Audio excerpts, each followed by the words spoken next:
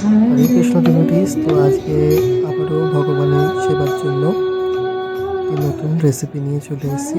আপনারা এটা প্রায়শই করেই থাকেন, তো সেটাকেই আমি আজকে ভগবানকে রন্ধন করে ভোগ লাগালাম। তো প্রথমে আমি কড়াইয়ে তেল দিয়ে নিলাম।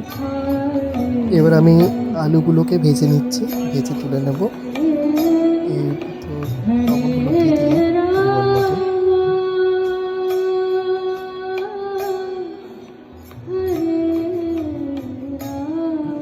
এবার আমি কড়াইতে পনিরগুলোকে ভেজে তুলে নিচ্ছি। পনিরগুলোকে এক এক করে ছেড়ে নিলাম।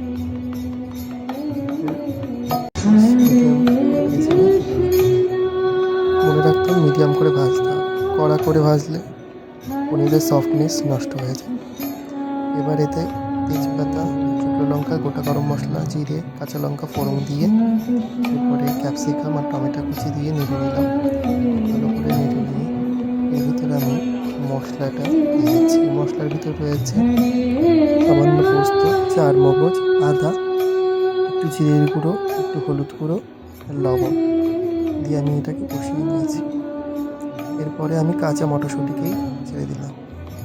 তারপরে ভাজা আলুগুলোকে এর ভিতরে ছেড়ে দিলাম, দিয়ে এবার ভালো করে কষিয়ে নেব।